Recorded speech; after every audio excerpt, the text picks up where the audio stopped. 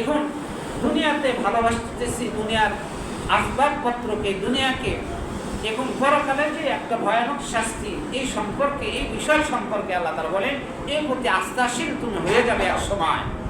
সেটা কি? কাল্লা লাউ তা'লামুনা ইলমাল ইয়াকিন, অবশ্যই তোমার জ্ঞান আসবে, বুঝে আসবে এক সময় ইলমাল ইয়াকিন, এই জাহান্নামের শাস্তির কথা, পার্থিব জগৎকে বেশি অগ্রাধিকার দেওয়ার কথা, আবার আল্লাহ পাকের নাফরমানি করার কথা, আল্লাহ তাআলার সঙ্গে গাদ্দারি করার কথা, আল্লাহর হুকুমের সঙ্গে গাদ্দারি করার কথা আর বুঝে আসবে এক সময় গিয়ে। কাল্লা লাউ তা'লামুনা ইলমাল ইয়াকিন, প্রত্যক্ষভাবে তুমি বিশ্বাস করে নাও, তোমার ইলম তোমাকে, তোমার জ্ঞান তোমাকে বিশ্বাস করিয়ে দিবে যে আহারে আমি তো দুনিয়ায় মায়া মহব্বত করে অনেক কিছু সাজাইলাম, এইগুলো জিনিস তো আমারই নয়। এই আয়াতের ব্যাখ্যায় মুফাসসিরিনগণ লিখছেন কাল্লা লাউ তা'লামুনা ইলমাল ইয়াকিন, আমি আপনি দুনিয়াতে ব্যাংক ব্যালেন্স, টাকা পয়সা, অর্থবিত্ত যা কিছু করে যাচ্ছি, আমার প্রয়োজনীয় কতটুকু? মুফাসসিরিনগণ লিখছেন আব্দুল্লাহ ইবনে শিখ রাদিয়াল্লাহু তাআলা আনহু বলেন যে মানুষ তার প্রয়োজন অনুপাতে এমন কিছু জিনিস ব্যবহার করবে যেটা তার নিত্য প্রয়োজন, এর বাইরে সে করতে পারবে না। এর বাইরে যদি করে এটা মানুষের নয়। যেমন দেখেন, উদাহরণ তিনি তুলে ধরছেন, একটা বসত, একটা ঘর, একটা বাসা আপনার নিত্য নতুনের প্রয়োজনে মেটানোর জন্য যথেষ্ট, কিন্তু এখানে 5টা 7টা 10টা বাসা আপনার জন্য যথেষ্ট নয়। আগে কথাটা বলছি, একটা বাসা আপনার পরিবার যে কয়জন সদস্য রয়েছে, এই পরিবার জনের সদস্যের জন্য একটা বাসাই যথেষ্ট, 10টা বাসার প্রয়োজন নয়, এটা অতিরিক্ত। এই অতিরিক্ততা আপনি ছেড়ে দিয়ে যাবেন, এই অতিরিক্ত বাসাগুলো আপনি ছেড়ে দিয়ে চলে যাবেন। ব্যবহার করলেন শুধু কয়টা? একটা। ব্যবহার করলেন কয়টা? সবাই বলেন ব্যবহার করতেছি কয়টা? একটা। আমার পরনের জামা যদি একটাই হয় বা 2টাই হয়, 5টাই হয়, এই 5টাই আমি আদান প্রদান করে রিপেয়ারিং করে বারবার করে আসতেছি, এই 5টাই আমার জন্য প্রয়োজনীয় জিনিস। এর অতিরিক্ত যেগুলো, এগুলো আমার জন্য নয়, এগুলো অতিরিক্তগুলো আমি রেখে চলে যাব, ব্যবহার একদিনও হয় নাই। অতিরিক্ত যেগুলো জামা কাপড় থাকলো, এগুলো আমার একদিনও আমি ব্যবহার করলাম না, বছরে একদিনও না। এইরকমভাবে আসবাবপত্র দেখেন, সমস্ত জিনিস এইভাবে অযথা পড়ে রয়েছে।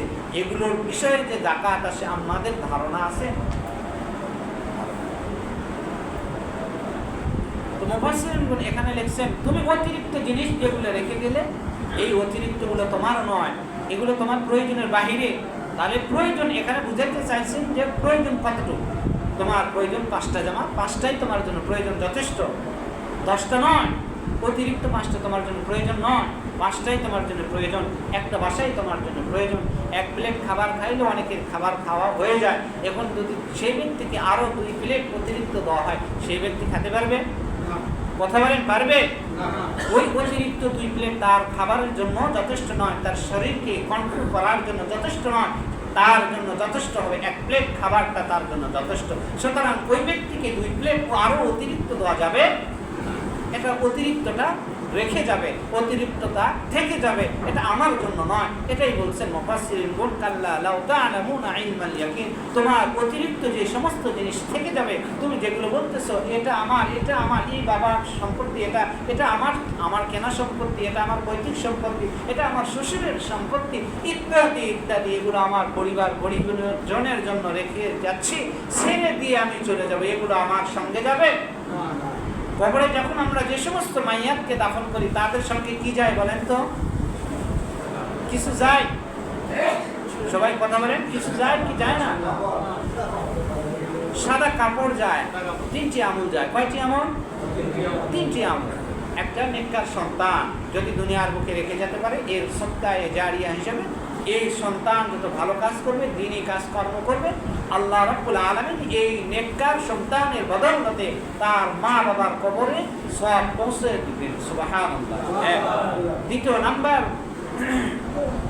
এমন দ্বীনি প্রতিষ্ঠান রেখে যাওয়া যে জায়গায় মানুষ উপকৃত হয়, বাকি প্রাণীকুল উপকৃত হয় এমন জায়গা। যেমন মনে করেন কোনো ব্যক্তি রাস্তার মাঝে, রাস্তার দুই কিনারার পাশে দিয়ে গাছগাছালি কোনো কিছু নেই, কিন্তু এমন এক ব্যক্তি মানুষের দিকে চিন্তা করে, পশু পাখির দিকে চিন্তা করে, তাদের মেমোরির দিকে চিন্তা করে রাস্তার পাশ দিয়ে গাছগাছালি বা পথযাত্রী যারা রয়েছে তাদের একটু আরামের জন্য সেখানে টিউবওয়েলের ব্যবস্থা করে দেওয়া, ইস্তেঞ্জা প্রয়োজন হাজারদের জন্য টয়লেট বা প্রস্রাবখানার ব্যবস্থা করে দেওয়া ইত্যাদি। এই যে মানুষের নিত্য কিছু প্রয়োজন, এইগুলো যদি মেটানোর জন্য, মানুষকে উপকৃত করার জন্য, আল্লাহর জন্য যদি হয়ে যায়, তাহলে সেই ব্যক্তি ওখান থেকে সওয়াব পাবে। এক, দ্বিতীয় নম্বর এটা।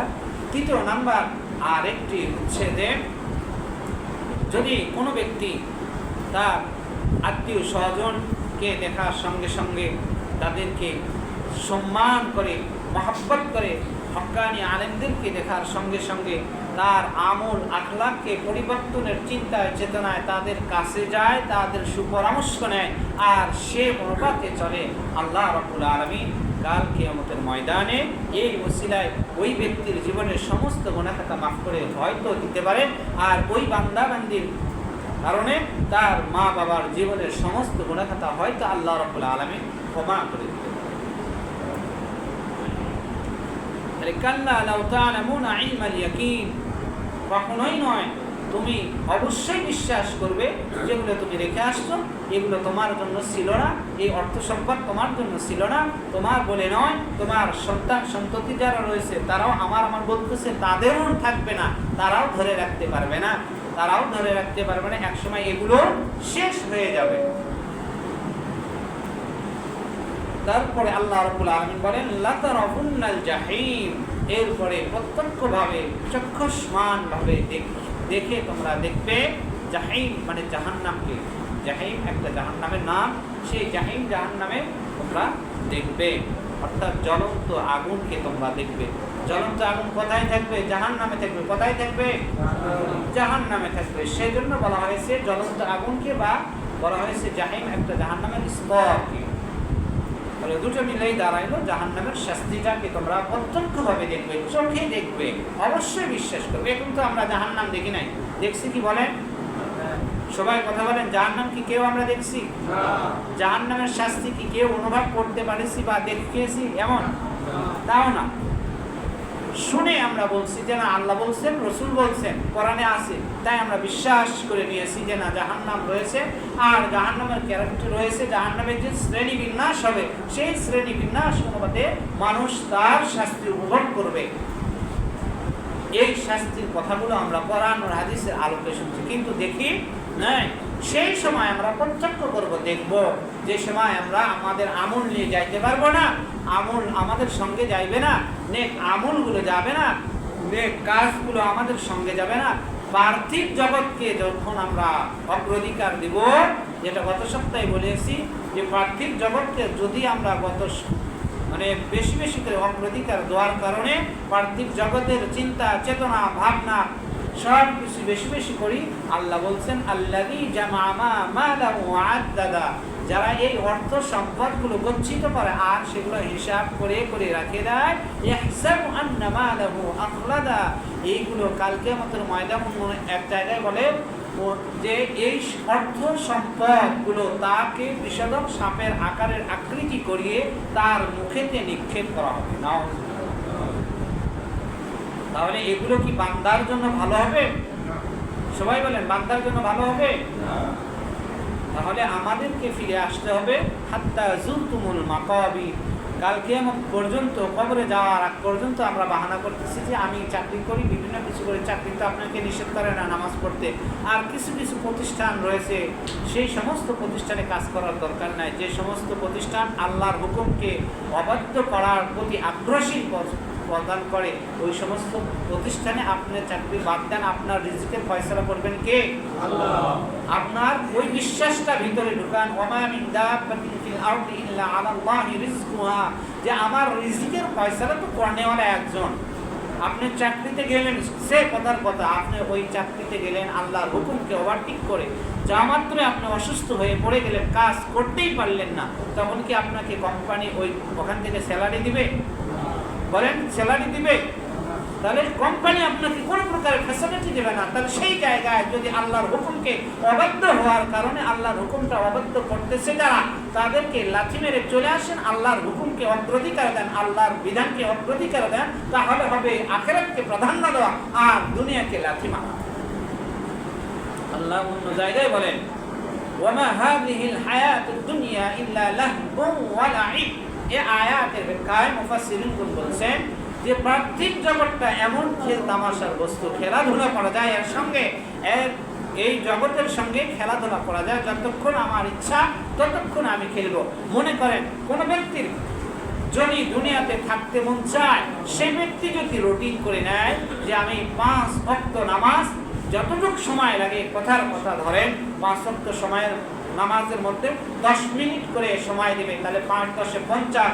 এই 50 মিনিট সে কথার কথা 1 ঘন্টার সময় আমি আমার মালিকের রাস্তায় বিলিয়ে দিব, অন্য কাউকে আমি দিব না। দিন ও রাত মিলে 24 ঘন্টা, এই 24 ঘন্টার মাঝে আমি আমার মালিককে 1 ঘন্টা সময় আমি পরিপূর্ণভাবে দেব, দিয়ে আমার মালিককে খুশি করব। আমার মালিকের জন্যই হবে ওই 1 ঘন্টাটা বরাদ্দ করা, অন্য কোনো কারোর জন্য হবে না। যদি এইরকম চিন্তা ভাবনা হয়, তাহলে ওই মালিক আমাকে আপনাকে একদিনও উপাসও রাখবেন না, না খায়ও রাখবেন না, কোনো কিছুই করবেন না। সামনে আসতেছে দেখেন আয়াতের ব্যাখ্যায়, লাতারাবুন্নাল জাহিম, তারা জাহান্নামকে, জাহান্নামের স্তর, অগ্নির স্তরকে প্রত্যক্ষভাবে দেখবে এবং তারা বিশ্বাসও করে নেবে। এটা জাহান্নামী যারা হবে তারাও দেখবে, যারা মুসলিম তারাও দেখবে, যারা অমুসলিম তারাও দেখবে, যারা জান্নাতি তারাও দেখবে। কেন?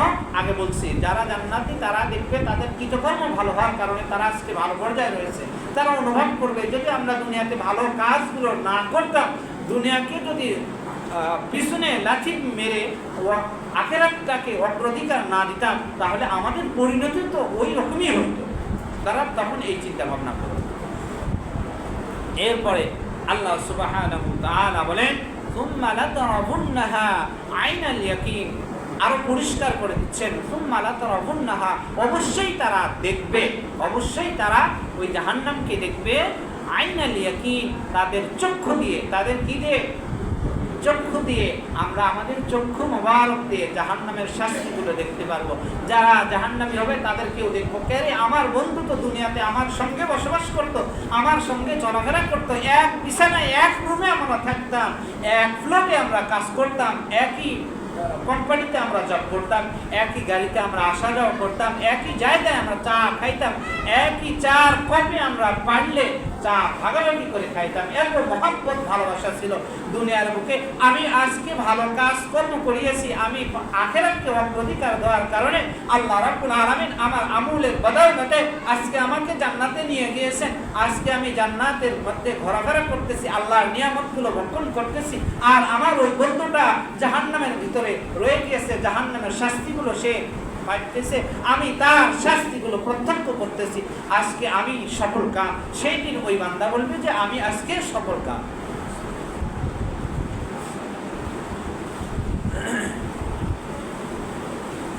লাস্টের আয়াতে আল্লাহ রাব্বুল আলামিন যে কথাটা বলেছেন, আমি আগে বলেছি আয়াতের আলোচনা শুরুতে, আল্লাহ রাব্বুল আলামিন অসংখ্য নিয়ামত দিয়েছেন।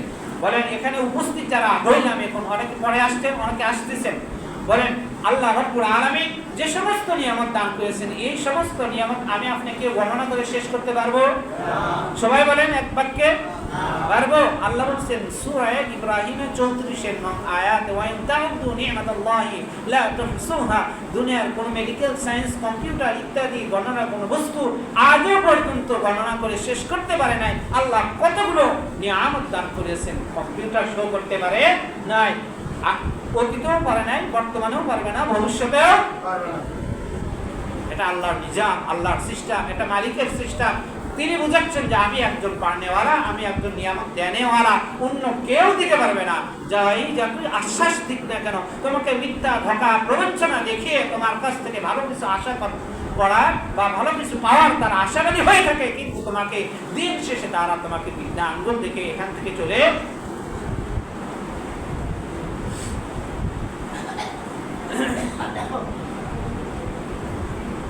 এরপর আল্লাহ সুবহানাহু ওয়া তাআলা লাস্টের আয়াতে বলেন ৮ নং আয়াতে সুম্মা লাতুসআলুন্না ইয়াওমাইদিন আনিন নাঈম, সুম্মা অতঃপর লাতুসআলুন্না অবশ্যই অবশ্যই, এখানে আরবিতে গ্রামার যেটা আছে লামে তাকিদ ও নুনে তাকিদ, অবশ্যই অবশ্যই, বাংলা যেটাকে রস্যইতে ব্যবহার করা কোনো শব্দকে সন্দেশ ছাড়া ব্যবহৃত করা হয়, সন্দেশ ছাড়া বোঝানো হয় যে এই কাজের মধ্যে কোনো প্রকারের সন্দেহ নাই।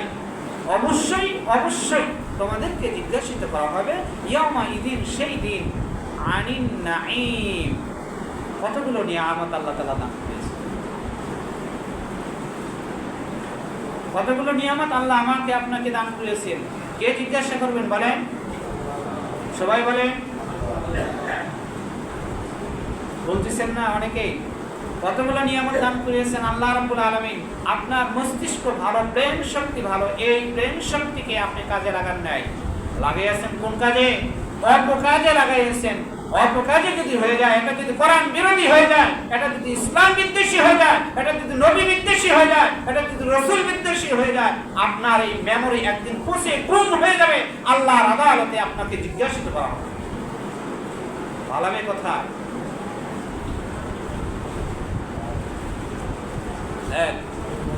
ثم لتسألن يومئذ عن النعيم।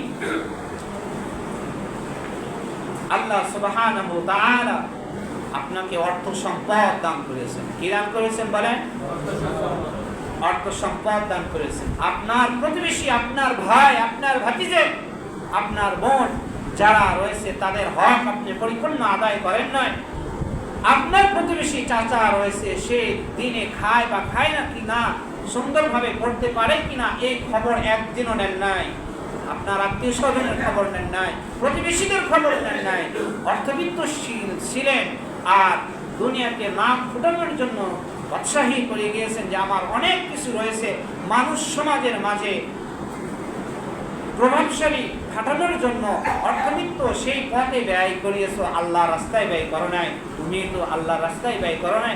একজন পথিক তোমার কাছে এসেছিল, নিতান্তই সে বড় অসহায়, নিতান্তই সে তোমার কাছে সাহায্য চেয়েছিল একমাত্র আল্লাহর জন্য, যে সে অভাব অনটনায় রয়েছে, ক্ষুধার্ত অবস্থায় রয়েছে, তাকে তুমি খাবারও দেওয়া নয়। এই নিয়ামত সম্পর্কে তোমাকে জিজ্ঞাসিত করা হবে।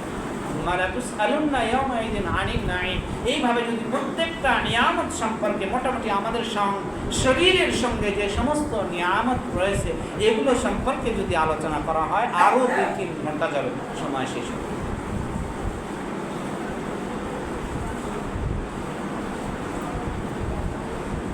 এরপর আল্লাহ সুবহানাহু ওয়া তাআলা যদি আমাকে আপনাকে জিজ্ঞাসা করেন, তোমাকে 2টি চক্ষু দান করিয়েছিলাম, তোমাকে 2টি চক্ষু দান করিয়েছিলাম, চক্ষু দিয়ে দেখবে যে কে সৃষ্টি করেনেওয়ালা, তোমার মস্তিষ্কের মাঝে খাটাইবে আমার এই মস্তিষ্ক দেনেওয়ালা কে, আমার এই মস্তিষ্ক স্মৃতি শক্তিকে সুন্দরভাবে পরিচালনা করতেছেন কে? এই 2টা বিষয় যদি আল্লাহকে আল্লাহর আদালতে জিজ্ঞাসা তো সব বিষয় করতে হবে, আল্লাহ করবেন। যদি আল্লাহ এই 2 বিষয় সম্পর্কে জিজ্ঞাসা করে, আমি আপনি উত্তর দিয়ে পার হয়ে যেতে পারবো? আরো উদাহরণ দিয়ে বোঝাই, আমার শরীর গঠন সবকিছু ঠিক আছে, ইবাদতের ক্ষেত্রে আমি ওযুর আপত্তি পেশ করে থাকি, যারা পড়ি তারা একটু মিলেনি নিজের জীবনের সঙ্গে।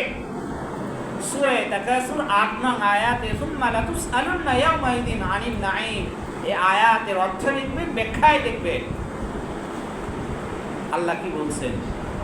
আমার শরীরে শক্তি সুন্দর রয়েছে, শরীর কাঠামো সব কিছু সুন্দর, অযথা সময় কাটাইতেছি আমি, অযথা সময় কাটাইতেছি আল্লাহর দাসত্বগিরি করা বাদ দিয়ে, আল্লাহর গোলামি করা বাদ দিয়ে, দুনিয়ার প্রবঞ্চনা, ভালোবাসা, মায়া, মহব্বতের পিছনে পড়িয়ে দুনিয়াকে অগ্রাধিকার দিয়ে যাচ্ছি।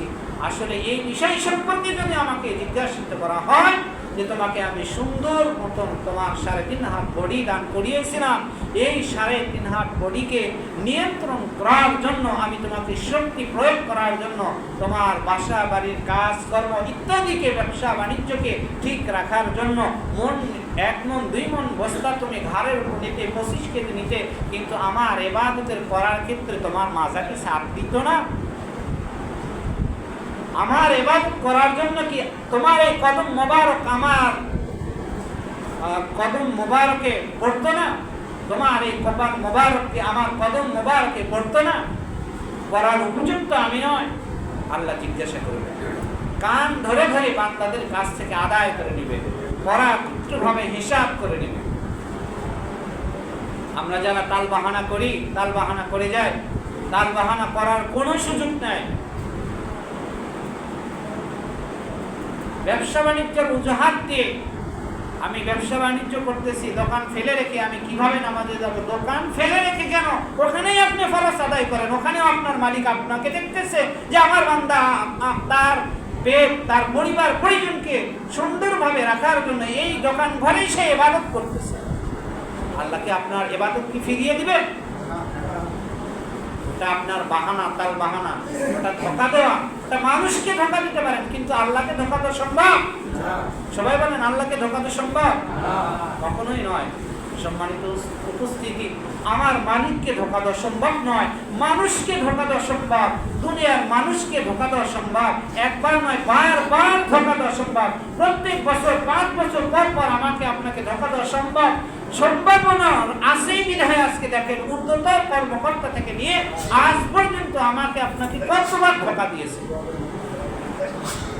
এটা স্বাভাবিক, তারা ধোঁকা দিতে পারবে, কিন্তু আল্লাহকে ধোঁকা দেওয়া সম্ভব নয়। আল্লাহ জিজ্ঞাসা করবেন, সুম্মা লাতুসআলুন্না ইয়াওমাইযিন আনিন নাঈম, কাল কিয়ামতের ময়দানে আমি তোমাদেরকে জিজ্ঞাসা করব, আমার আদালতে আমি সিংহাসনে বসবো, তোমরা আমার সামনে উপস্থিত থাকবে, আমার সামনে উপবিষ্ট থাকবে।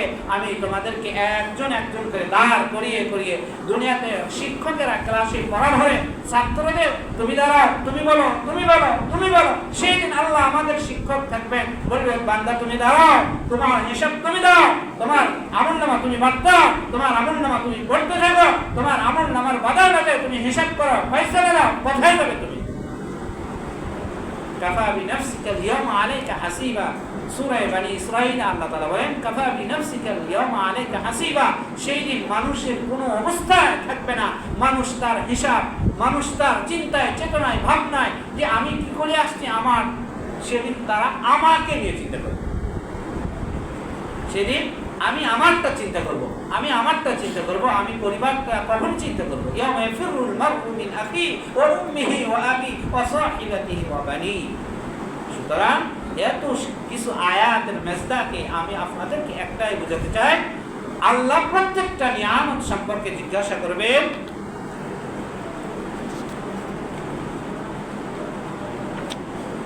সেই সমস্ত নিয়ামত সম্পর্কে অবশ্যই জিজ্ঞাসা করবেন। আরো কথা রয়েছে, থাক আগামীতে বলবো।